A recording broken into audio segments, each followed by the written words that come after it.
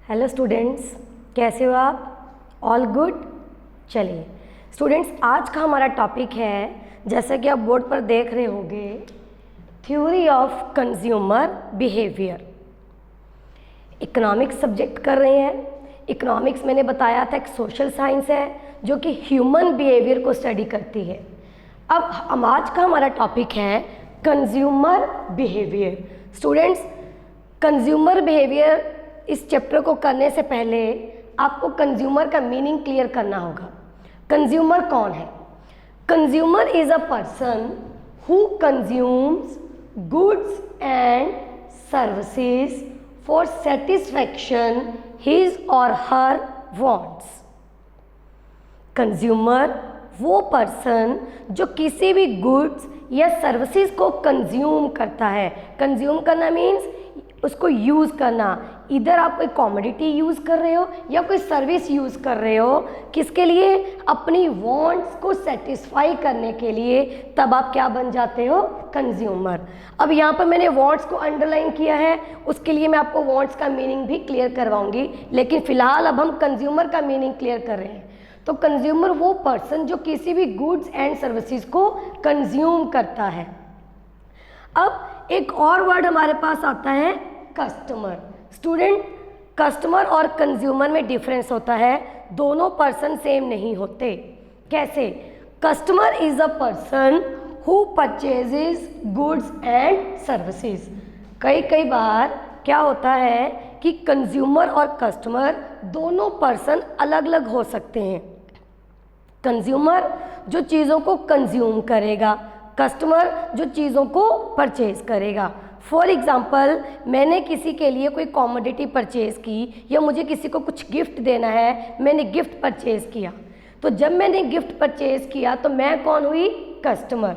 मैंने जिस पर्सन को गिफ्ट दिया उसने मेरे गिफ्ट को यूज़ किया, तो वो कौन बन गया? कंज्यूमर। क्लियर हुआ? अब consumer is a person who consumes goods and services for satisfaction his और हर वांट्स। तो अल्टीमेटली जो मार्केट का फोकस होता है, जो सेंट्रल पोजीशन पे होता है, वो पर्सन कौन होता है? कंज्यूमर। क्योंकि कंज्यूमर ही वो पर्सन है जहाँ से नीड्स अराइज होती हैं। कस्टमर तो वो पर्सन है जो चीज़ों को परचेज करके लेके आता है, लेकिन कंज्यूमर वो जिसके कहने पर हम चीज़ों को परचेज करके लेके आते हैं, जिसकी डिमांड को हम पूरा करते हैं। तो मार्केट का जो फोकस है, जो सेंट्रल पोजीशन है, वो कौन होता है? कंज्यूमर। क्लियर हुआ? चलिए, अब यहाँ पर लिखा हुआ है consumer is a person who consumes goods and services for satisfaction of his और हर वांट्स। अब बात करते हैं वांट्स। वांट्स क्या होती हैं? वांट्स मीन्स इच्छा। तो जितनी भी आपकी डिज़ायर्स हैं, जितने भी आपके मोटिव्स हैं, या जितने भी आपके टेस्ट हैं, उसको मिला के हम क्या बोलते हैं? वांट्स। आप देख रहे हो मैंने यहाँ पर लिखा हुआ है wants means all taste, desire and motives of human beings. Clear है?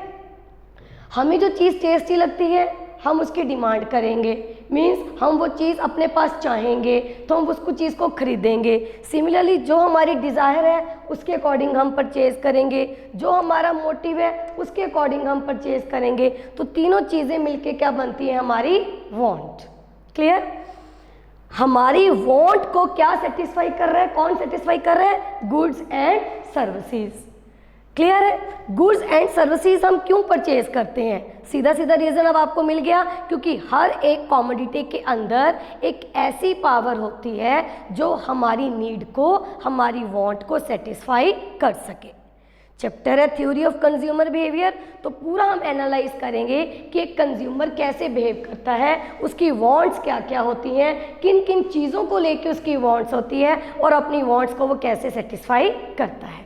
क्लियर? चलिए, वांट्स बता दिया क्या है। अब वांट्स के फीचर्स करते हैं, बहुत ज़रूरी है, एग्ज़ाम में आ जाते हैं। फर्स्ट यहाँ पर लिखा हुआ है वांट्स आर अनलिमिटेड। ये मैंने आपको फर्स्ट चैप्टर में ही बता दिया था कि जितनी भी ह्यूमन वांट्स हैं, जितनी भी हमारी डिमांड्स हैं, हमारी नीड्स हैं, वो क्या है? अनलिमिटेड है, लेकिन उसको जो पूरा करने के रिसोर्सेज हैं वो क्या है? लिमिटेड। क्लियर? रिसोर्सेज आपको बताया था, रिसोर्सेज मीन्स वो साधन जिससे हम अपनी नीड्स को पूरा करते हैं, या सीधा सीधा हम ये बोल सकते हैं कि पैसा, मनी। तो मनी हमारे पास लिमिटेड होती है, लेकिन हमारी जो वांट्स होती हैं वो क्या होती हैं, अनलिमिटेड। एक हमारी वांट पूरी होती है, फिर सडनली एक और अराइज हो जाती है, वो हम पूरी करते हैं, फिर एक थर्ड वन अराइज हो जाती है। इसलिए हमारी इच्छाएं कभी भी खत्म नहीं होती। नेक्स्ट देखो क्या लिखा हुआ है, ऑल वांट्स आर सेशिबल। इसको बोलेंगे सेशिबल, SATIABLE। सेशिबल का मतलब होता है are able to be met, मतलब हर इच्छा को हम पूरी कर सकते हैं। अगर हमारे पास रिसोर्सेज हो तो हर इच्छा हमारी पूरी हो सकती है। क्लियर है? Wants are alternative. अल्टरनेटिव इसका मतलब क्या है कि हमारी जो वांट्स हैं इसको सेटिस्फाई करने के अल्टरनेटिव वेज होते हैं। कैसे? फॉर एग्जाम्पल, आपको प्यास लगी है, आप अल्टरनेटिवली अपनी प्यास को बुझा सकते हो। बहुत सारे मेथड्स हैं, लाइक आप पानी पी सकते हो, आप कोल्ड ड्रिंक पी सकते हो, कोई लेमन वाटर पीना पसंद करेगा, कोई मिल्क शेक पीना पसंद करेगा। तो एवरी वांट्स क्या होती है, अल्टरनेटिव, मीन्स हम उनको अल्टरनेटिव वे में सेटिस्फाई कर सकते हैं। Now choice is yours. अब आपको चूज करना है कि मुझे अपनी वांट को कैसे पूरा करना है, कैसे, किस वे में सेटिस्फाई करना है। Next, wants are competitive in nature. Competitive क्यों है? क्योंकि हमारे रिसोर्सेज लिमिटेड हैं, लिमिटेड रिसोर्सेज हैं। मैंने आपको लास्ट लेक्चर में बताया था आपकी वांट्स अनलिमिटेड है। अब अपने को चॉइस करनी पड़ेगी कि मैं अपनी कौन सी नीड पहले पूरी करूं। तो यहाँ पर आपको डिफरेंस क्रिएट करना पड़ता है कि कौन सी वांट हमारी अर्जेंट है और कौन सी वांट हमारी अर्जेंट नहीं है। क्लियर है? तो हमारी वांट्स कंपटीशन में आ जाती हैं in relation to other wants, कि सबसे पहले आप कौन सी पूरी करोगे। क्यों? Due to limited resources. तो यहाँ पर आपके पास एक प्रॉब्लम ऑफ चॉइस आ जाती है कि पहले मैं अपनी कौन सी नीड पूरी करूँ, क्योंकि मेरे पास रिसोर्सेज लिमिटेड हैं। Next, wants are subjective and relative. Subjective and relative means जितनी भी हमारी वांट्स हैं ये एक तो पर्सन टू पर्सन वेरी करेंगी, टाइम टू टाइम और प्लेस टू प्लेस वेरी करते हैं। कैसे? वांट्स जो है वो वेरी करते हैं फ्रॉम पर्सन टू पर्सन। मुझे जो चीज़ अच्छी लगती है, मुझे जो चीज़ टेस्टी लगती है, हो सकता है वो आपको टेस्टी ना लगती हो। क्लियर है? मैं जिस चीज़ को प्रेफर करती हूँ हो सकता है आप उस चीज़ को प्रेफर ना करते हो। इसकी एग्जांपल लेते हैं, जैसे ये मार्कर है या डस्टर है, इसको मोस्टली कौन प्रेफर करता है? टीचर्स। तो स्टूडेंट्स के लिए इसका रोल बहुत कम हो जाता है। क्लियर? तो wants vary from person to person. Similarly wants are subjective and relative में क्या लिखेंगे? Wants vary from time to time. हर एक प्रोडक्ट की, हर एक कमोडिटी की आप डिमांड हर टाइम नहीं करते। इसकी डिमांड जो है, इसकी नीड वो टाइम टू टाइम चेंज होती है। फॉर एग्जांपल एसी या आपके कूलर। क्लियर है? इनकी ये जो डिमांड है ये कब होती है? ऑब्वियसली गर्मी के सीज़न में। सर्दी के सीज़न में इनकी डिमांड कम हो जाती है। तो वांट्स क्या है? Subjective and relative, means vary from time to time. Similarly wants जो हैं वो प्लेस टू प्लेस वेरी करती हैं। किसी कमोडिटी की डिमांड किसी प्लेस पे ज़्यादा होती है और किसी प्लेस पे कम होती है। ये प्लेस टू प्लेस वेरी करेंगी, या ये लगा लो आप स्टेट टू स्टेट वेरी कर रही हैं, या वहाँ पर according to weather condition vary कर रहे हैं। For example apples in Kashmir. Apples Kashmir में होते हैं, वहाँ पर अबंडेंस में होते हैं, बहुत ज़्यादा मात्रा में होते हैं। वहाँ पर इनकी डिमांड कम है, वहाँ पर इनकी नीड कम है, लेकिन हमारे एरिया में इनकी नीड बहुत ज़्यादा है। तो वांट्स जो है वो प्लेस टू प्लेस वेरी करती हैं। क्लियर है? Next, some wants may occur again and again. बहुत सारी चीज़ें जिनकी हम डिमांड करते हैं, कुछ चीज़ें तो ऐसी होती हैं जिनकी हम एक बार डिमांड करके दोबारा उनकी डिमांड नहीं करते, लेकिन कुछ चीज़ें ऐसे होती हैं जिनको हम बार बार डिमांड करते हैं। कुछ भी, फॉर एग्जांपल आप जो आपके घर में नेसेसरीज हैं, जैसे चाय पत्ती है, दूध है, टूथपेस्ट है, सोप है, तो उनकी डिमांड आप बार बार करते हो। नेक्स्ट, सम वांट्स में बिकम हैबिट्स। यहाँ पर थोड़ा सा आपको बताना चाहूँगी, वांट्स मीन्स हमारी डिज़ायर, हमारे टेस्ट, डिज़ायर मीन्स हमारी इच्छा। कुछ चीज़ें तो ऐसी होती हैं जिनकी हम डिमांड इसलिए करते हैं क्योंकि वो हमें चाहिए, वो हमारी नेसेसिटी है। लेकिन कई बार क्या होता है, कुछ चीज़ों की हम डिमांड सिर्फ इसलिए करते हैं क्योंकि हमारे साथ वाले लोग उसकी डिमांड कर रहे हैं, हमारे नेबर के लोग उसको यूज़ कर रहे हैं, वो यूज़ कर रहा है तो मुझे भी यूज़ करना चाहिए। उसके पास मोबाइल है, मेरे पास भी मोबाइल होना चाहिए। उसके घर में टीवी है, मेरे घर में भी टीवी होना चाहिए। क्लियर है? उसके पास कार है, मेरे पास भी कार होनी चाहिए।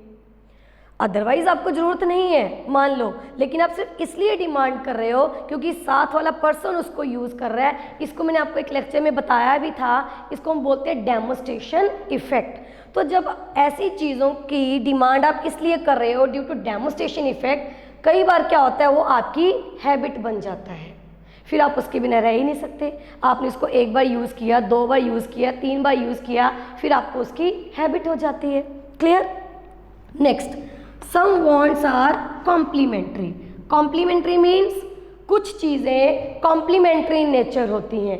मीन्स अगर एक चीज़ परचेज करी है तो उसके साथ आपको उसका रिलेटेड प्रोडक्ट भी परचेज करना पड़ेगा, तो वो कॉम्प्लीमेंट्री वांट बन जाती है। For example pen and ink.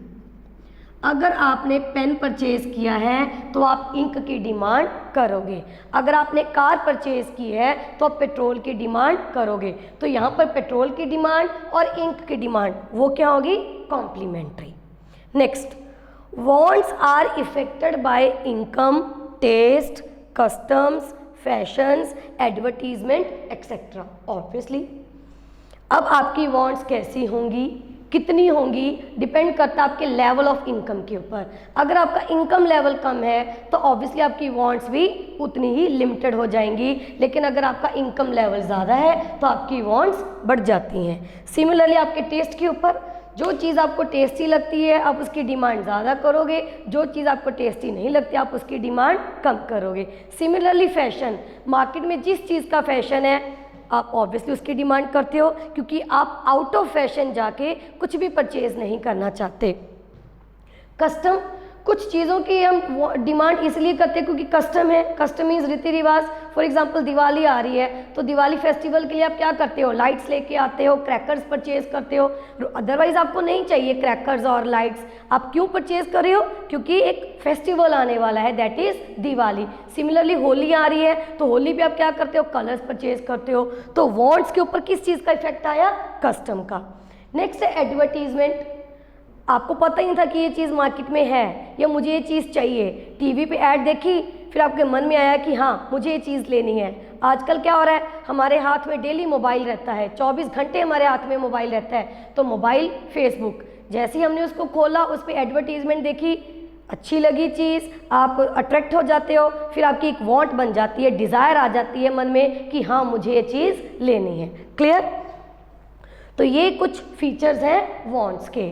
अब बात करते हैं आप किन किन चीज़ों की वांट करते हो, किन किन गुड्स की आप डिमांड करते हो, उनके नेचर के बारे में बात कर रहे हैं। क्लियर? इसको मैं रख कर रही हूँ, वांट्स का ही टॉपिक चल रहा है, इसको लिखा रहने देते हैं। कौन कौन सी गुड्स की आप डिमांड करते हो? पहला है नेसेसरीज। नेसेसरीज क्या? ऐसी चीज़ें जो आपकी नेसेसिटी हैं, जिसके बिना आप रह नहीं सकते। क्लियर है? Necessity means which are essential for livings. इसको 3 पार्ट में डिवाइड करेंगे स्टूडेंट्स। पहला है नेसेसरीज फॉर लाइफ, दूसरा फॉर एफिशिएंसी,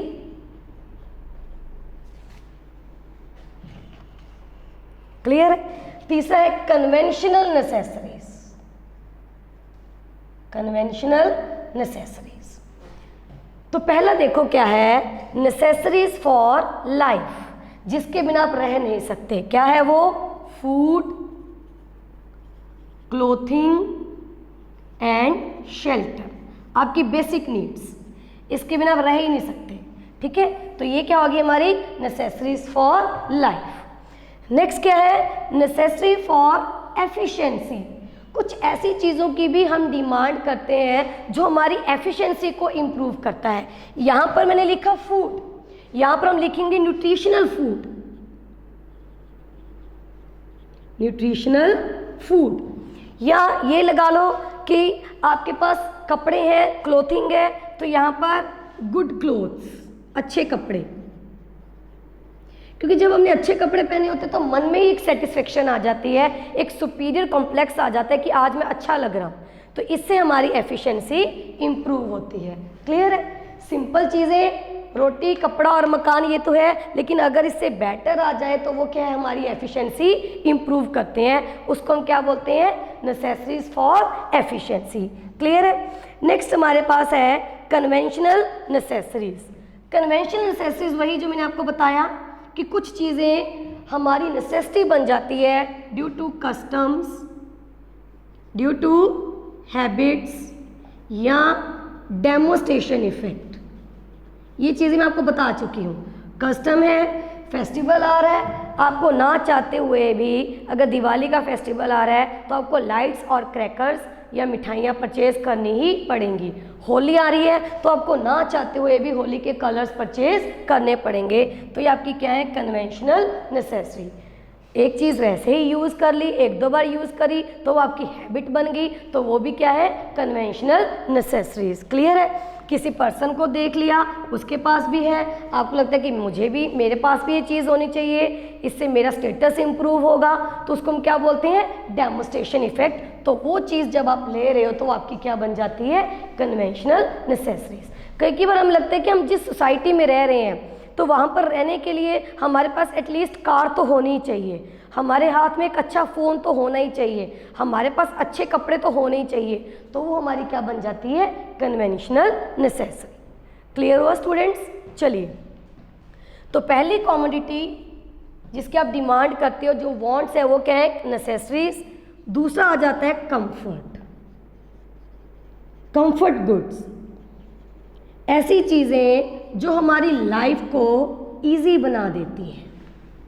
इजी, ये तो बेसिक चीज़ें होगी जिसकी आप डिमांड करते हो। अब आपकी लाइफ इजी कैसे होगी, आपके पास वही बात कि आपके पास साइकिल है, लेकिन अगर स्कूटर आ जाए तो मेरी लाइफ इजी हो जाएगी। रहने के लिए छत तो है, लेकिन अगर मुझे बेड मिल जाए तो मेरी लाइफ इजी हो जाएगी। क्लियर है। मेरे पास सिंपल फ़ोन तो है, लेकिन अगर एंड्रॉयड मोबाइल मिल जाए जिसमें बहुत सारी एप्लीकेशंस हो, जिसमें जीपीएस भी हो, ताकि मुझे रास्ते में दिक्कत ना आए, तो मेरी लाइफ इजी हो जाएगी। तो ये चीज़ें क्या बन जाती हैं, कंफर्ट गुड्स, जो आपकी लाइफ को इजी बना देती हैं। इसको कहीं ना कहीं हम नेसेसरीज फॉर एफिशिएंसी में भी डील कर सकते हैं। ऐसा कोई रिजिड या हार्ड एंड फास्ट रूल नहीं है कि ये कमोडिटी नेसेसरी गुड होगी, ये कमोडिटी कंफर्ट होगी, या अगला जो हम करने जा रहे हैं लग्जरी गुड्स, ये कमोडिटी लग्जरी होगी। ये डिपेंड करता है पर्सन टू पर्सन। किसी पर्सन के लिए एक टाइम पे एक कमोडिटी नेसेसरी है, वही उसी टाइम पे दूसरे पर्सन के लिए वो क्या है, कंफर्ट हो सकती है। ये मैं बाद में बताऊंगी। थर्ड वन यहाँ पर हमारे पास क्या है, लग्जरी गुड्स। पहले इसको क्लियर कर लें, फिर मैं आपको बता रही हूँ। लग्जरी गुड्स ऐसी चीज़ें जिससे हमारा स्टेटस इंप्रूव होता है, स्टेटस इंप्रूव करने के लिए। क्लियर है। इसको हम प्रेस्टीज गुड्स भी बोलते हैं। स्टेटस आपका किन चीज़ों से इंप्रूव होगा, अब आपने नेसेसिटी की बात कर ली, नेसेसरी गुड्स की बात कर ली, कंफर्ट गुड्स की बात कर ली।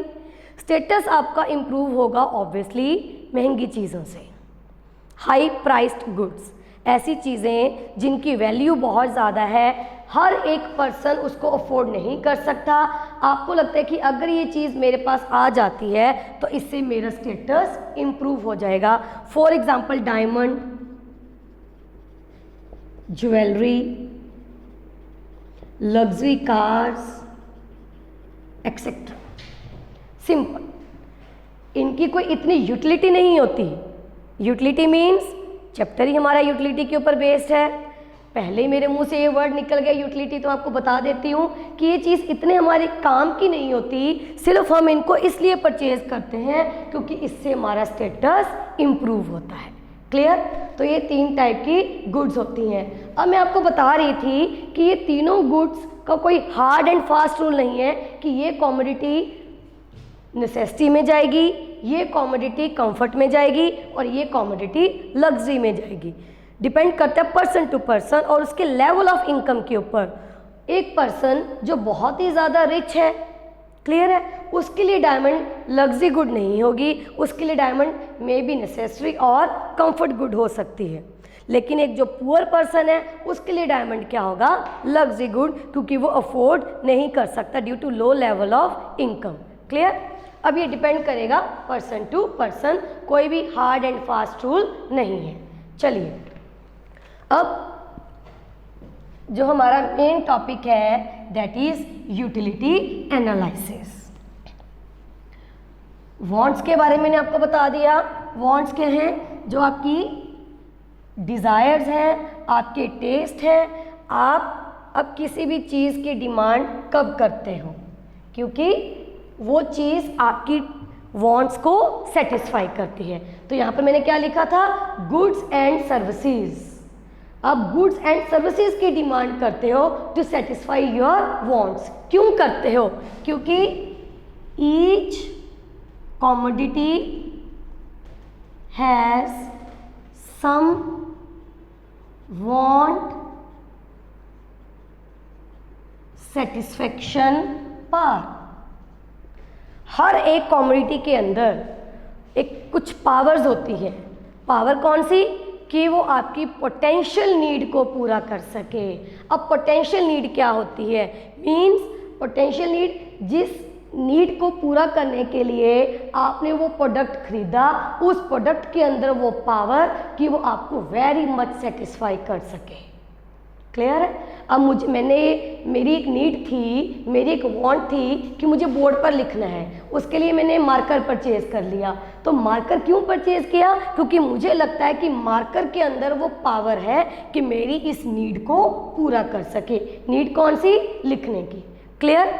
तो उस सेटिस्फेक्शन पावर को हम इकोनॉमिक्स में क्या बोलते हैं? Utility. Utility means want satisfaction power of a commodity. हर एक कमोडिटी के अंदर एक पावर होती है कि वो आपकी कोई ना कोई नीड को पूरी कर सके। अगेन वही कि ये जो पावर है, ये जो यूटिलिटी है, ये वेरी करेगी person to person, time to time and place to place. मैंने बोला each commodity has some want satisfaction power, लेकिन डिपेंड करता है पर्सन टू पर्सन। कैसे? फॉर एग्जाम्पल अभी मार्कर की ही बात कर रहे हैं, तो मार्कर की यूटिलिटी किसके लिए ज़्यादा होगी? ऑब्वियसली टीचर के लिए। अगर मैं बोलूं कि मार्कर की तो बहुत ज़्यादा यूटिलिटी है, आप बोलोगे मार्कर की क्या यूटिलिटी है? क्यों? क्योंकि आप मार्कर को यूज़ ही नहीं करते। क्लियर? तो आप ये नहीं बोल सकते कि मार्कर की यूटिलिटी नहीं है। आप ये बोलोगे कि मार्कर की यूटिलिटी है लेकिन वो आपके लिए नहीं है। क्लियर? हर एक कम्युनिटी के अंदर पावर है, लेकिन जरूरी नहीं है कि वो हर एक पर्सन को सेटिस्फाई करे। फॉर एग्जाम्पल, जो लोग ड्रिंक करते हैं या जो लोग स्मोक करते हैं, उनके लिए इन चीज़ों की यूटिलिटी होती है। लेकिन जो लोग ड्रिंक नहीं करते, जो लोग स्मोक नहीं करते, वो बोलेंगे सिगरेट की या वाइन की क्या यूटिलिटी है? कुछ भी नहीं है, ये तो हमारी हेल्थ को नुकसान पहुंचा रहा है उल्टा। लेकिन जो लोग इसको ड्रिंक करके या स्मोक करके सेटिस्फाई हो रहे हैं, उनके लिए इसकी यूटिलिटी बहुत ज़्यादा होती है, तो वो उससे ज़्यादा सेटिस्फाई हो रहे हैं। उनको लगता है कि इस प्रोडक्ट के अंदर इतनी ज़्यादा पावर है कि हमें सेटिस्फाई कर रहा है। लेकिन जो ड्रिंक नहीं करता, जो स्मोक नहीं करता, वो क्या कहता है कि इसके अंदर ऐसी कोई पावर नहीं है। क्लियर? यूटिलिटी है लेकिन वो आपको सेटिस्फाई नहीं कर रहा। क्यों नहीं कर रहा? क्योंकि आप इसके हैबिचुअल नहीं हो। सिमिलरली ये जो यूटिलिटी है ये टाइम टू टाइम वेरी करेगी। वही बात, एसी की बात हो रही थी, कूलर की बात हो रही थी, तो एसी और कूलर की जो यूटिलिटी है मीन्स जो आपको सेटिस्फाई कर रहा है ये प्रोडक्ट, कब करता है? गर्मी में। कब नहीं करेगा? सर्दी में। क्लियर? सर्दी में हम इसको रैप करके रख देते हैं, संभाल के रख देते हैं कि जब गर्मी का सीजन आएगा तब हम इसको निकालेंगे।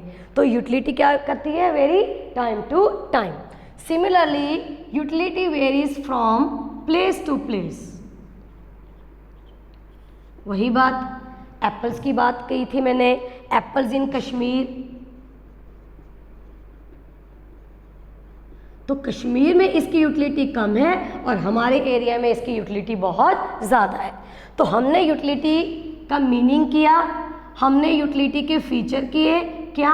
Utility vary from person to person, utility varies from time to time and utility varies from place to place. Clear है? यहाँ पर मैं आपको इसका और फीचर बताना चाहती हूँ। Utility is different from usefulness. ठीक है? या बेनिफिट्स। कोई चीज आपके लिए कितनी बेनिफिशियल है ये कंसेप्ट अलग है, उस कॉमोडिटी की यूटिलिटी कितनी है ये कंसेप्ट अलग है। तो यूटिलिटी को आप उसके बेनिफिट्स के साथ मैच नहीं कर सकते। फॉर एग्जांपल, मैंने अभी आपको सिगरेट की या वाइन की यूटिलिटी के बारे में बताया कि वाइन की यूटिलिटी है। क्यों? क्योंकि वाइन आपको सेटिस्फाई कर रहा है। लेकिन यूटिलिटी अलग कंसेप्ट है, यूजफुलनेस अलग कंसेप्ट है। क्या वाइन आपके लिए यूजफुल है? क्या वाइन आपकी हेल्थ के लिए बेनिफिशियल है? नहीं। आप ये नहीं बोल सकते कि मैं इसलिए पी रहा हूँ क्योंकि इसकी यूटिलिटी है। यूटिलिटी और यूजफुलनेस दोनों कंसेप्ट अलग अलग होते हैं। क्लियर हुआ? चलिए अब हम करते हैं टाइप्स ऑफ यूटिलिटी।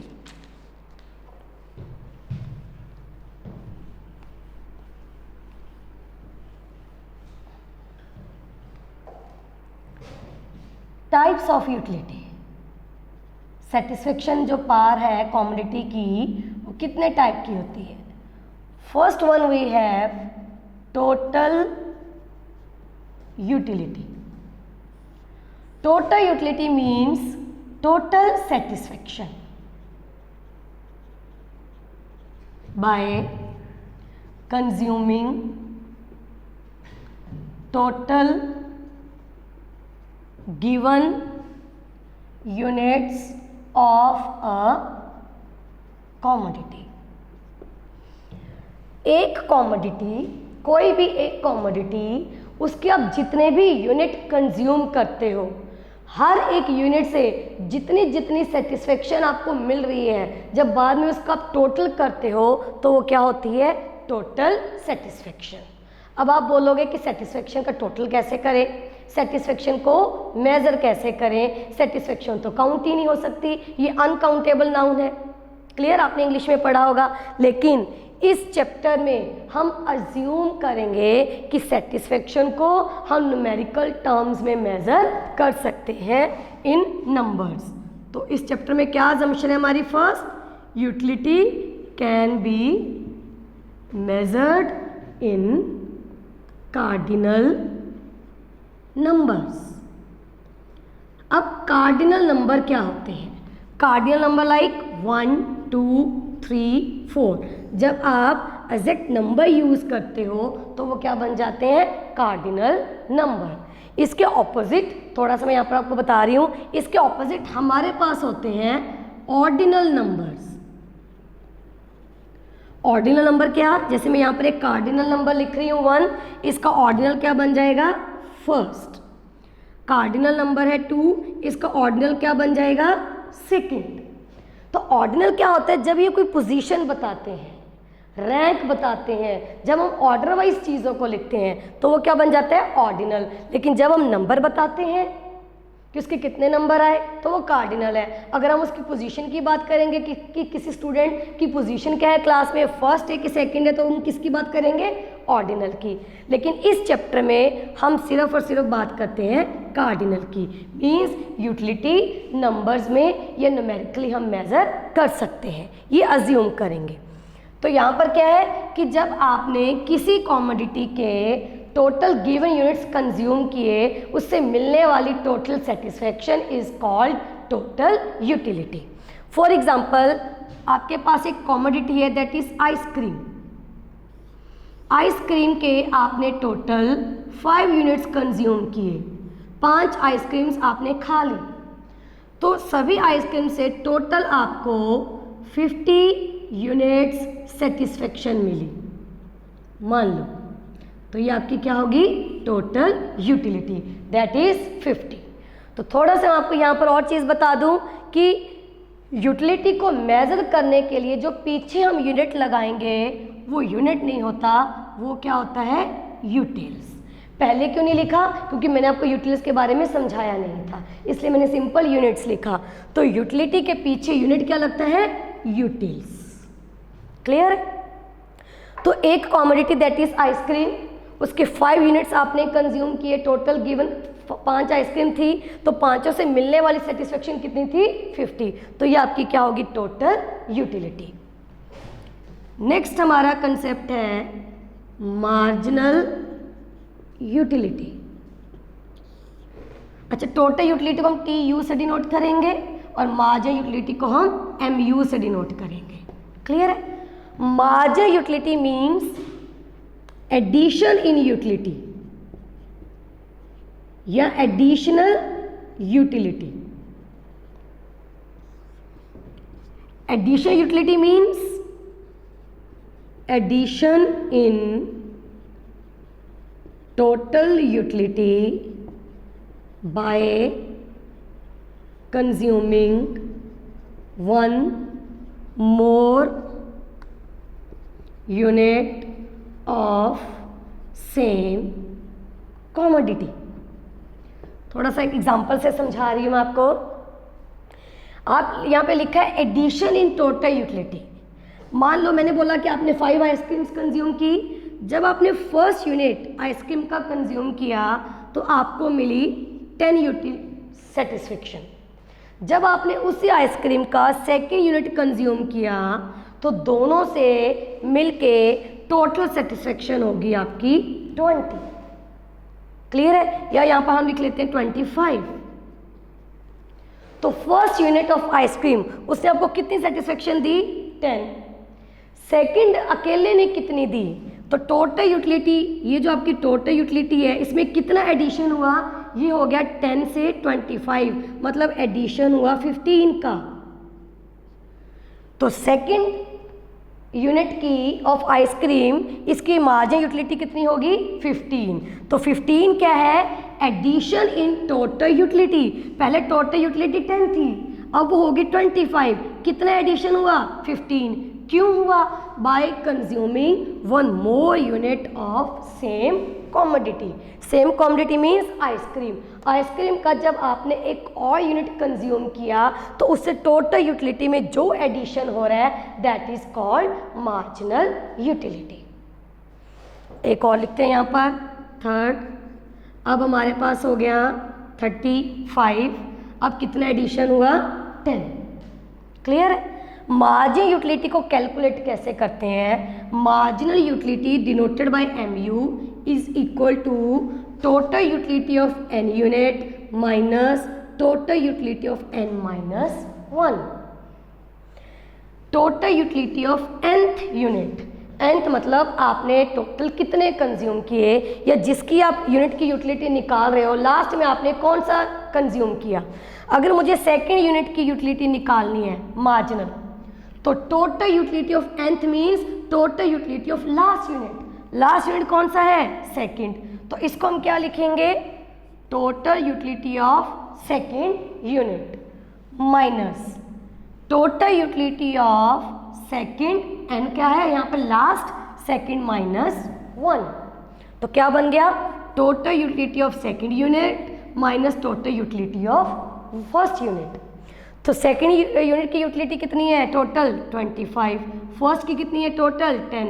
तो आंसर आपका कितना आ गया? 50। क्लियर? इसी तरीके से हम अगली निकालेंगे। Total utility of third unit minus total utility of third minus 1, तो ये क्या बन गया सेकेंड। तो थर्ड की कितनी है 35, सेकंड की कितनी है 25, कितनी आ गई आपके पास 10, ये यहाँ पर लिखा हुआ है। क्लियर। अब एक और चीज़, ये जो है स्टार्टिंग में हम इसको एज इट इज़ लिख लेते हैं मार्जिनल यूटिलिटी को। क्लियर, जितना टोटल है स्टार्टिंग में उतना ही हम मार्जिनल लिख लेते हैं। अब मार्जिनल यूटिलिटी का टोटल करवा तीनों का, 10 + 15 25, 25 + 10 दैट इज 35। तो टोटल यूटिलिटी क्या हुआ, total utility is equal to sum of marginal utility. ये दोनों फॉर्मूलाज आपको लर्न करने होंगे। Marginal utility is equal to total utility of n minus total utility of n - 1। Clear है। Similarly total utility is equal to sum of marginal utility. Clear हो गया students. चलिए अब इस चैप्टर की थ्योरी के बारे में, लॉ के बारे में बात करते हैं। अब यूटिलिटी तो आपको बता दिया कि want satisfaction power of a commodity. Chapter है थ्योरी ऑफ कंज्यूमर बिहेवियर। अब हम आपके बिहेवियर को एनालाइज करेंगे in relation to utility. Consumer का यहाँ पर मेन मोटिव क्या होता है, विद हिज और हर गिवन रिसोर्सेज कि आपको मैक्सिमम सेटिस्फेक्शन मिले, आपकी मैक्सिमम से मैक्सिमम नीड्स पूरी हों। हर एक नीड आप पूरी कर सकते हो विद योर गिवन रिसोर्सेज। तो आपका यहाँ पर मेन मोटिव क्या होता है, मैक्सिमम सेटिस्फेक्शन। क्लियर है। With given and limited resources. Topic है थ्योरी ऑफ कंज्यूमर बिहेवियर। एक कंज्यूमर कैसे बिहेव करता है। अब इस चैप्टर में हम कुछ अजम्पशंस लेंगे। यूटिलिटी का टॉपिक चल रहा है, यूटिलिटी को कैसे मेजर करते हैं, और हम बात करेंगे कि अगर आप एक ही प्रोडक्ट को बार बार कंज्यूम करते हो, यहाँ पर मैंने एक ही प्रोडक्ट लिया था आइसक्रीम, तो अब उसमें आपका बिहेवियर कैसा रहता है, उसमें आपको सेटिस्फेक्शन कैसे मिलती है, अब हम उसके बारे में बात करेंगे। तो हमारा टॉपिक बन जाता है यहाँ पर law of diminishing marginal utility. Marginal utility का मीनिंग मैंने आपको बता दिया, डिमिनिशिंग मतलब डिक्रीज होना। कैसे, ये एक लॉ है इकोनॉमिक्स में, मैंने आपको बताया था जितने भी लॉ हम करेंगे उसके लिए हम कुछ अजम्पशंस लेंगे। तो पहले फर्स्ट अजम्पशंस ले रहे हैं। पहली अजम्पशन क्या है, utility can be measured. Utility को आप मेजर कर सकते हो, मैंने आपको बता दिया कार्डिनल नंबर्स में। क्लियर है। दूसरा, यूटिलिटी कैन बी मेजर्ड, यहां पर आप क्या लिखोगे, देयर शुड बी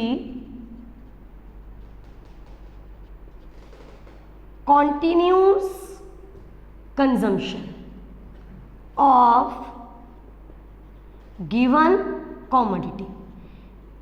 एक कॉमोडिटी है, उसको लेके जो आपकी कंजम्पशन है, जो आपका यूज़ है, वो कॉन्टिन्यूसली होना चाहिए, बार बार होना चाहिए, without time gap. Time gap नहीं होना चाहिए। आप उस चीज़ को बार बार यूज़ करोगे, बार बार कंज्यूम करोगे।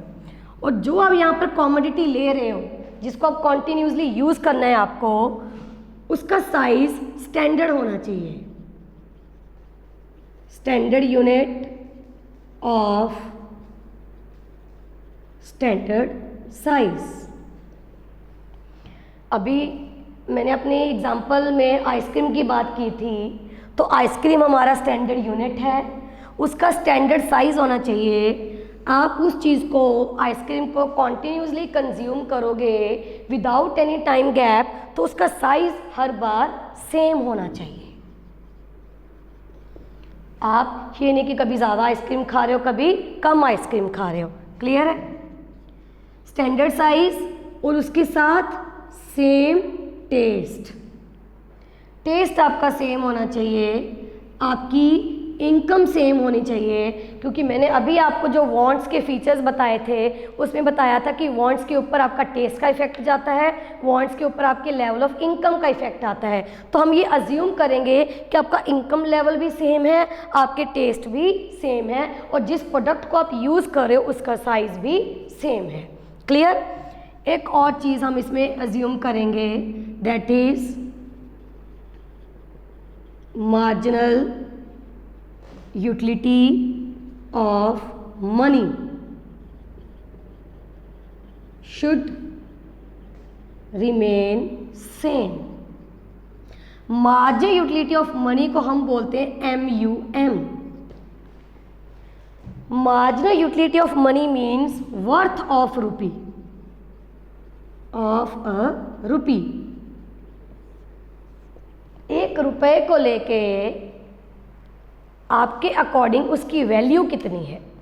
वैल्यू मीन्स एक रुपए में कितनी चीज़ें आ सकती हैं, मीन्स वर्थ ऑफ अ रुपी, या फिर लगा लो कि रुपी की परचेजिंग पावर। कॉन्टिन्यूसली कंजम्पशन करना है आपको यहाँ पर, तो हर बार जब भी आप उस चीज़ को कंज्यूम कर रहे हो, आप उसके ऊपर कुछ पैसे खर्च कर रहे हो, तो उन पैसों की, उन रुपीज़ की जो यूटिलिटी है, जो वर्थ है, वो क्या रहनी चाहिए, सेम रहनी चाहिए। कि जितने रुपीज़ में आपने पहले कॉमोडिटी खरीदी उतने ही रुपये में वो कॉमोडिटी एंड तक आएगी। ये नहीं कि वो कॉमोडिटी महंगी हो रही है या सस्ती हो रही है। तो हम इसमें यहाँ पर अज्यूम करेंगे। एक और बड़ी अच्छी अजम्पशन है यहाँ पर, utility should be independent. Assumption है ये सिर्फ। इंडिपेंडेंट मीन्स जब आपने आइसक्रीम का फर्स्ट यूनिट कंज्यूम किया तो उससे जो यूटिलिटी मिल रही है, और जब आप आइसक्रीम का सेकंड यूनिट कंज्यूम करोगे उससे जो यूटिलिटी मिल रही है, और ये दोनों यूटिलिटीज़ क्या हैं, इंडिपेंडेंट है।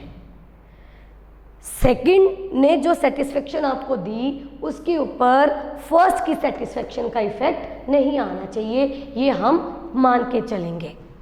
एक और क्या मान के चलेंगे यहाँ पर, रैशनैलिटी ऑफ कंज्यूमर।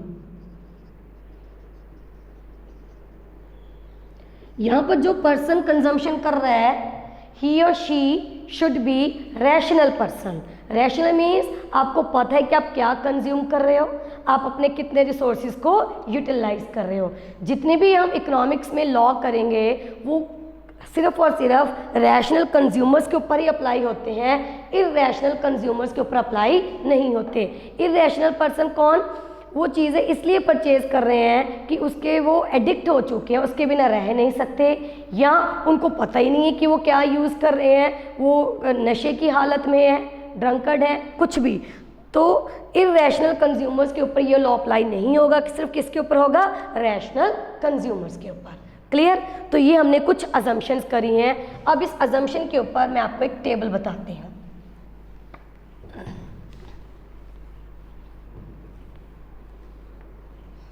चलिए, हाँ जी, क्या था, law of diminishing marginal utility. तो प्रोडक्ट हम यहाँ पर एक ले रहे हैं, दैट इज आइसक्रीम। उसके हम यूनिट्स ले रहे हैं कि कितने आप कंज्यूम कर रहे हो, फिर उससे मिलने वाली टोटल यूटिलिटी, फिर उससे मिलने वाली मार्जिनल यूटिलिटी। इतना क्लियर है? अब आइसक्रीम का जब आपने फर्स्ट यूनिट कंज्यूम किया तो टोटल यूटिल्स जो आपको मिले वो थे 10 यूटिल्स। तो मैंने बोला था मार्जिनल भी हम क्या लिखेंगे, 10। सेम जब आपने सेम प्रोडक्ट का, सेम कमोडिटी का सेकेंड यूनिट कंज्यूम किया तो सेकेंड टाइम टोटल सेटिस्फेक्शन होगी आपकी 18 bye consuming 2 units of ice cream. तो जब आपने दोनों यूनिट कंज्यूम किए तो टोटल सेटिस्फेक्शन कितनी होगी, 18। लेकिन एडिशन कितना हुआ यहाँ पर, फ्रॉम 10 to 18, दैट इज 8। तो ये आपकी क्या बन गई, मार्जिनल यूटिलिटी। थर्ड वन जब आप कंज्यूम कर रहे हो टोटल होगी 24, एडिशन हुआ 6 का। फोर्थ वन कंज्यूम कर रहे हो टोटल हो गया 28, एडिशन हुआ 4 यूटिल्स का। 5th यूनिट पर टोटल है 30, एडिशन हुआ 2 का। 6th पर टोटल में कोई चेंज नहीं आया, अजम्पशन के बेस पर है, क्या हो गया ये इसका मार्जिनल 0। 7th पर टोटल कम हो गया 28, मार्जिनल क्या हो गया -2। अब इसके पीछे लॉजिक देखो क्या है। लॉजिक क्या है, जब आप एक ही कॉमोडिटी को बार बार कंज्यूम करोगे तो उससे मिलने वाली जो एडिशनल सेटिस्फेक्शन है वो हमारी डिक्रीज होती जाएगी अगर हम उन अजम्पशंस को यूज़ करें तो। अजम्पशन क्या है, कॉमोडिटी एक ही है, दैट इज़ आइसक्रीम, उसका कोई भी सब्स्टिट्यूट नहीं है। जो आइसक्रीम आप खा रहे हो एंड तक आप 7th यूनिट तक आप वही आइसक्रीम खाओगे with same size same taste, means आप उसका फ्लेवर भी चेंज नहीं करोगे, आपके पास कोई ऑप्शन ही नहीं है, आपको एक ही चीज़ बार बार खानी पड़ रही है। क्लियर है? तो उससे क्या होगा, जो सेटिस्फेक्शन है धीरे धीरे हमारी कम होनी शुरू हो जाएगी। हमारे साथ रूटीन में भी ऐसा होता है, अगर हम रूटीन में एक ही टाइप का खाना खाते रहें तो धीरे धीरे हम उस खाने से फेड अप हो जाते हैं। एक मूवी देखने गए थिएटर में तो जब आप फर्स्ट टाइम उसको देखोगे आपको ज़्यादा सेटिस्फेक्शन मिलेगी, लेकिन जब आप सेकंड टाइम सेम मूवी देखने जाते हो तो पहले से सेटिस्फेक्शन कम मिलेगी, थर्ड टाइम देखने जाओगे तो और कम होगी। क्लियर? तो इस तरीके से यूटिलिटी डिक्रीज होके 0 होके क्या हो जाती है, माइनस में हो जाती है। अजम्पशन क्या है कि आप कॉन्टिन्यूसली कंज्यूम करोगे सेम प्रोडक्ट को, अज्यूम करेंगे कि उसका कोई सब्स्टिट्यूट नहीं है, आपके इनकम लेवल में कोई चेंज नहीं होगा। अगर आपका इनकम लेवल चेंज होगा तो ऑब्वियसली आपके टेस्ट भी चेंज हो जाएंगे। क्लियर हुआ जी? चलिए, तो ये है हमारा law of diminishing margin utility based on some assumptions. अब हम बात करते हैं relationship between total utility and marginal utility. आप देख रहे होंगे कि जब तक मार्जिन यूटिलिटी पॉजिटिव है तब तक टोटल यूटिलिटी इंक्रीज हो रही है। यहाँ तक जब तक ये पॉजिटिव है तब तक ये इंक्रीज हो रही है। जैसे ही मार्जिन यूटिलिटी 0 हो गई, टोटल यूटिलिटी रुक गई, अपने मैक्सिमम पॉइंट पर पहुंच गई। इसको हम इकोनॉमिक्स में बोलते हैं point of saturation. Point of saturation मतलब अब ये आपको मैक्सिमम सेटिस्फेक्शन मिल रही है, इससे ज़्यादा आप सेटिस्फाई नहीं हो सकते इस पर्टिकुलर प्रोडक्ट के साथ। मैक्सिमम पॉइंट हमने अब 32 पॉइंट पर है, ए और बी। हमने बी पॉइंट को ही मैक्सिमम पॉइंट क्यों लिया, ए को क्यों नहीं लिया? क्योंकि ए पॉइंट 30 है, इसके बाद भी 30 है, तो मैक्सिमम वो पॉइंट होता है जहाँ से मिनिमम होना शुरू हो जाए। तो 30 के बाद क्या आ गया, 28। इसलिए ये जो बी पॉइंट है ये अपना क्या है, पॉइंट ऑफ सैचुरेशन। और ये कब होगा, जब MU हमारा 0 होगा। जैसे ही हमारा MU नेगेटिव हुआ तब टोटल यूटिलिटी क्या होगी हमारी, डिक्रीज। क्लियर है? अब अगर हम इसका डायग्राम बनाएं, यहाँ पर डायग्राम बना रहे हैं,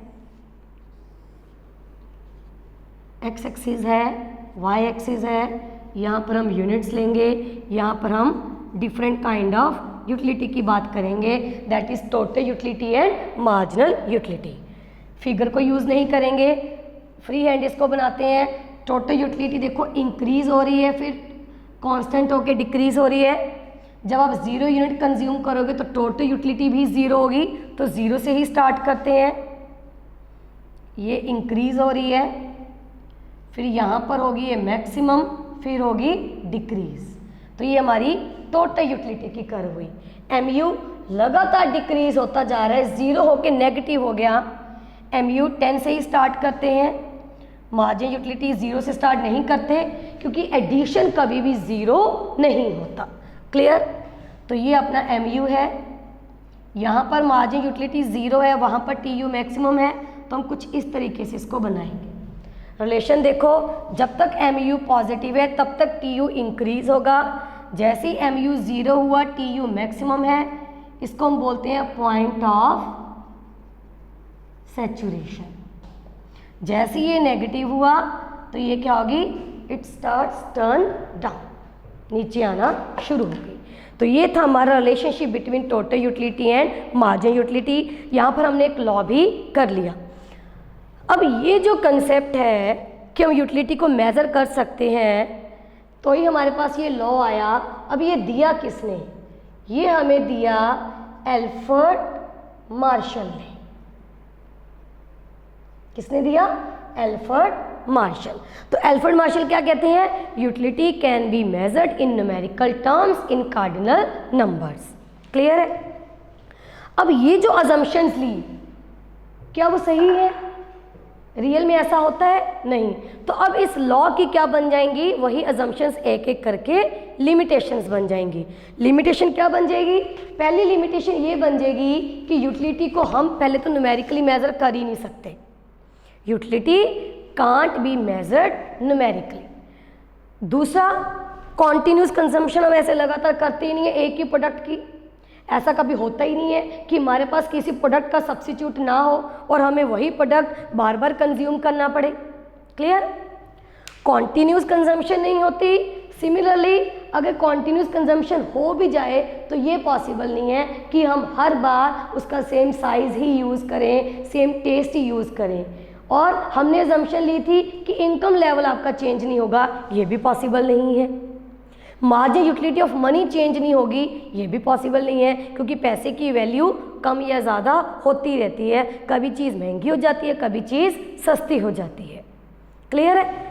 अब ये जो लॉ है कि अगर आप किसी चीज़ को बार बार कंज्यूम करते हो, उससे मिलने वाली एडिशनल सेटिस्फेक्शन कम हो जाती है। कि हर प्रोडक्ट के साथ ऐसा होता है? अगर मैं बात करूँ मनी, पैसा जितना हो, अगर पैसा ज़्यादा होता जाएगा तो उसकी सेटिस्फेक्शन आपकी लाइफ में कम होती जाएगी? नहीं। सिमिलरली अगर मैं बात करूं गोल्ड की, ज्वेलरी की, या ऐसी चीज़ें जिसके आप एडिक्ट हो चुके हो, या अगर मैं बात करूं आपकी हॉबीज़ की, तो इन चीज़ों में ये लॉ अप्लाई नहीं होता। तो ये भी एक लिमिटेशन है इसकी। That is, law of diminishing marginal utility doesn't apply in case of money, in case of gold, in case of addiction, in case of hobbies. Hobby क्या है आपकी? मान लो आपकी हॉबी है पेंटिंग करने की, तो ये नहीं कि अगर आप ज़्यादा पेंटिंग करोगे तो आप उससे फेडअप हो जाओगे। आपकी हॉबी है कुछ आप सिक्के इकट्ठे कर रहे हो, कॉइन्स इकट्ठे कर रहे हो, आप उनकी कलेक्शन कर रहे हो, तो ये नहीं कि अगर कॉइन्स आपके पास बढ़ते जाएंगे तो आपको सेटिस्फेक्शन धीरे धीरे कम मिलनी शुरू हो जाएगी। अगर इन केस ऐसा होता है तो वो आपकी हॉबी नहीं है। क्लियर है? तो इस केस में ये लॉ अप्लाई नहीं होता। Next topic given by Alfred Marshall, that is consumer surplus, also called consumer equilibrium.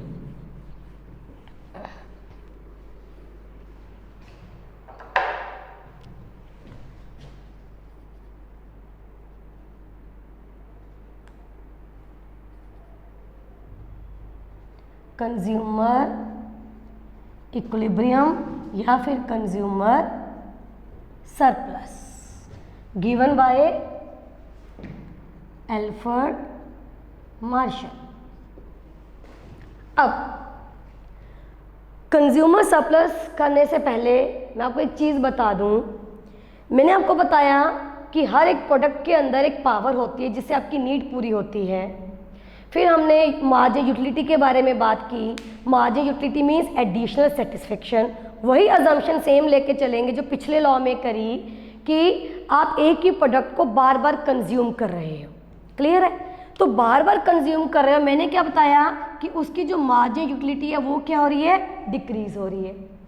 अब आप मुझे ये बताओ कि एक प्रोडक्ट जिसके आप कॉन्टिन्यूस कंजम्पशन कर रहे हो और उसके बेस पे उसकी जो मार्जिनल यूटिलिटी है वो डिक्रीज होती जा रही है, अगर किसी प्रोडक्ट से सेटिस्फेक्शन आपको कम मिल रही है तो उसके लिए आप पे कितना करोगे? लॉजिक है। मीन्स अगर आपको सेटिस्फेक्शन ज़्यादा मिलती है किसी प्रोडक्ट को यूज़ करके तो आप उसके लिए ज़्यादा पे करने के लिए तैयार होते हो। अगर सेटिस्फेक्शन कम मिलती है तो आप उसके लिए कम पे करोगे। यही बात है। कोई प्रोडक्ट है मुझे बहुत ज़्यादा सेटिस्फाई करता है, तो मैं क्या बोलूँगी कि बस मुझे ये प्रोडक्ट मिल जाए, क्योंकि मैं इसको यूज़ करके बहुत ज़्यादा सेटिस्फाई होती हूँ, चाहे मुझे इसके लिए जितने मर्जी पैसे देने पड़ जाएं।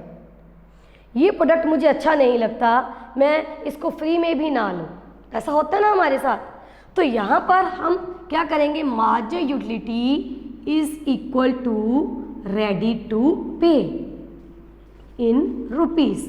तो जितनी आपको यूटिलिटी मिलेगी, हम अजम्पशन लेके चलते हैं, उतना ही आप यहाँ पर पे करने के लिए तैयार होंगे। और ये आपको भी पता है कि यूटिलिटी क्या हो रही है, डिक्रीज हो रही है। अब कंज्यूमर सरप्लस के बारे में बात करेंगे।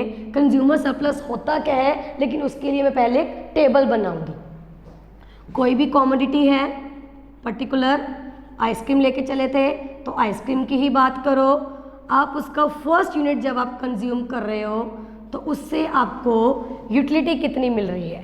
फर्स्ट यूनिट से आपको यूटिलिटी मिल रही है 30, मान लो 30 एडिशनल यूटिलिटी। तो जितनी यूटिलिटी है उतनी आप पे करने के लिए तैयार हो रहे हो। मीन्स यहाँ पर आपने कितने रुपीस पे करने के तैयार हो रहे हो, 30 रुपीज़। फर्स्ट यूनिट यूटिलिटी 30, तो आप उसके लिए भी पे कितने करने के लिए तैयार हो, 30। अब जब हम मार्केट में गए तो उसका जो मार्केट प्राइस है वो निकला 20। कितना रेडी टू पे हो आप, 30। प्राइस कितना निकला, 20। तो कितना फ़ायदा हुआ आपको, 10 रुपीज़ का। सोचा था कि 30 रुपीज़ की आएगी चीज़, लेकिन आई 20 की है, फ़ायदा हो गया 10 रुपीज़ का। इसको हम बोलते हैं कंज्यूमर सरप्लस। क्लियर है। तो कंज्यूमर सरप्लस का मतलब क्या हो गया, consumer surplus denoted by CS is called is equal to what you ready to pay minus what you actually pays. Clear है। आप कितना पे करने के लिए तैयार हो माइनस आपने एक्चुअल में कितना पे किया, is called consumer surplus. Second unit पर मार्जिन यूटिलिटी कम हो गई, मार्केट प्राइस सेम है, अब CS कितना रह गया, 8। थर्ड पर 26, प्राइस सेम है, अब कितना रह गया, 6। सिमिलरली जैसे जैसे आपकी मार्जिन यूटिलिटी डिक्रीज होती जाएगी, वैसे वैसे हमारा कंज्यूमर सरप्लस भी डिक्रीज होता जाएगा। 0, 7, 18, 20 माइनस 2। ये हम अजम्पशन लेंगे कि प्राइस हमारा हर बार सेम है, लेकिन जो मार्जिन यूटिलिटी है वो क्या हो रही है, डिक्रीज हो रही है। और कंज्यूमर सरप्लस हमारा डिक्रीज होके क्या हो गया, 0 होके नेगेटिव हो गया। तो यहाँ पर क्वेश्चन क्या बनता है, क्वेश्चन ये, एक तो कंज्यूमर सरप्लस का कंसेप्ट किसने दिया, एल्फ्रेड मार्शल। फॉर्मूला क्या है, ये यहाँ पर लिखा हुआ है, what you ready to pay minus what you actually pays. Next question आ जाता है कि हाईएस्ट कंज्यूमर सरप्लस कौन से यूनिट पर होता है, आपका आंसर होगा फर्स्ट यूनिट पे। मिनिमम कंज्यूमर सरप्लस कहाँ पर होता है, आपका आंसर क्या होगा, लास्ट यूनिट पे। सिंपल। अब यहाँ पर आप देख रहे होंगे कि 6 यूनिट पे जो हमारा मार्जिन यूटिलिटी है वो इक्वल हो गया इसके प्राइस के, और यहाँ पर कंज्यूमर सरप्लस क्या हो गया, 0। तो यहाँ पर margin utility of X commodity is equal to price, इतना लिख सकते हैं। लेकिन इससे पहले क्या था, इससे पहले था margin utility of X greater than price, it's price. इसके बाद क्या हुआ, margin utility less than price. कुछ समझ में आया मैं क्या कहना चाहती हूँ, नहीं? सुनिए, जब तक किसी प्रोडक्ट को यूज करके आपको सेटिस्फेक्शन ज़्यादा मिलती है उसके प्राइस से, तब तक आप उसको कंज्यूम करोगे। तो अप टू 5th यूनिट क्या हो रहा था, उसका प्राइस कम था लेकिन उससे सेटिस्फेक्शन आपको ज़्यादा मिल रही थी। लेकिन जैसे आप 6th यूनिट पर पहुँचे, उसकी सेटिस्फेक्शन उसके प्राइस के इक्वल हो गई। अगर आप उसके आगे जाओगे, जैसे यहाँ पर टेबल में दिख रहा है आपको, अगर आप इससे ज़्यादा आगे जा रहे हो तो क्या हो रहा है, आप इसके लिए पे ज़्यादा कर रहे हो। लेकिन सेटिस्फेक्शन आपको कम मिल रही है। तो आप कौन सी पोजीशन तक, कौन से लेवल तक परचेज करना पसंद करोगे? ऑब्वियसली इस लेवल तक। अगर ऐसा है तो आप आगे बढ़ोगे, अगर यहाँ आ गया तो आप पीछे आ जाओगे। तो ये जो आपका लेवल है इसको हम बोलते हैं कंज्यूमर इक्विलिब्रियम लेवल। तो एक क्वेश्चन आपका यहाँ पर और बनता है इस टॉपिक में कि consumer in case of one commodity कहाँ पर इक्विलिब्रियम की पोजीशन में आता है? तो आप लिखोगे where marginal utility of x commodity is equal to price of x commodity. Clear है? क्वेश्चन यही आंसर होगा, लेकिन घुमा के कैसे पूछा जाता है कि एक कंज्यूमर एडिशनल परचेजिंग करना कब बंद कर देता है, कब आप रुक जाओगे आगे बढ़ना? तो वो कहाँ पर है? ये पॉइंट जो कि हमारा क्या है? कंज्यूमर इक्विलिब्रियम का पॉइंट। क्लियर है? अब हम इसी की डायग्राम बनाते हैं।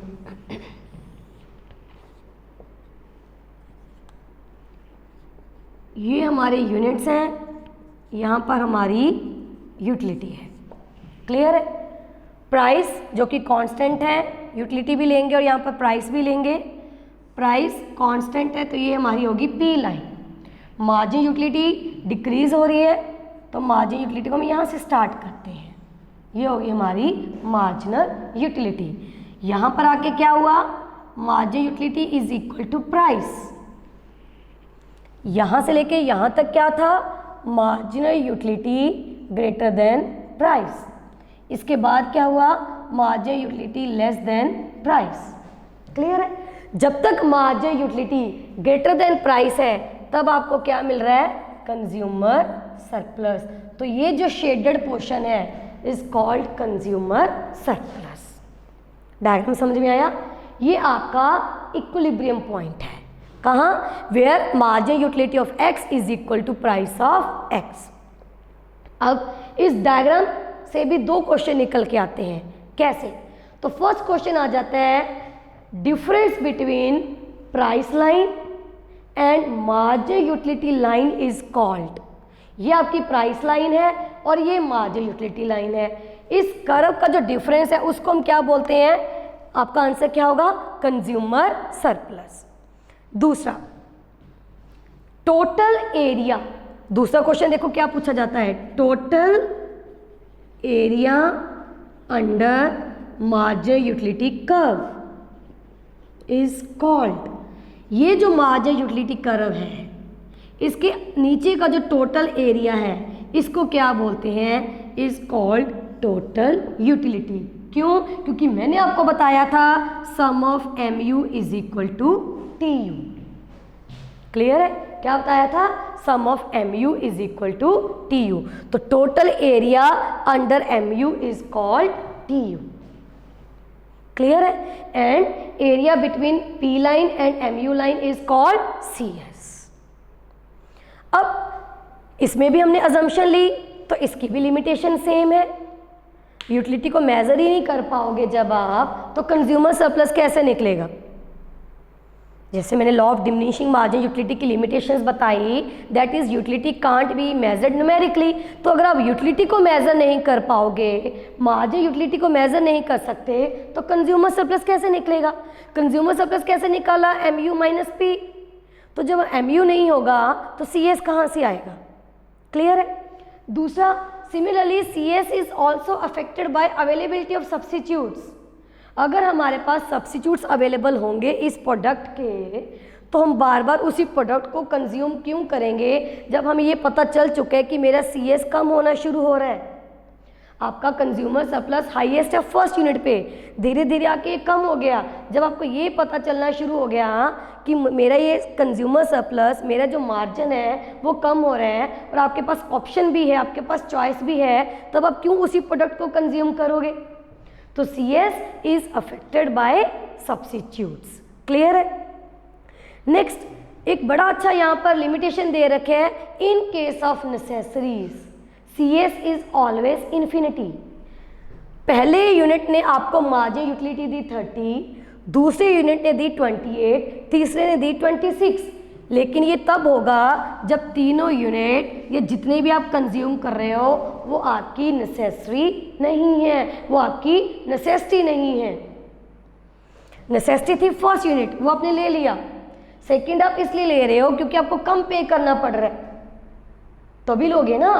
सेकेंड यूनिट आप तभी लोगे जब आपको उसके लिए कम पे करना पड़ेगा, क्योंकि आपके लिए फर्स्ट वाला ही सफिशिएंट था।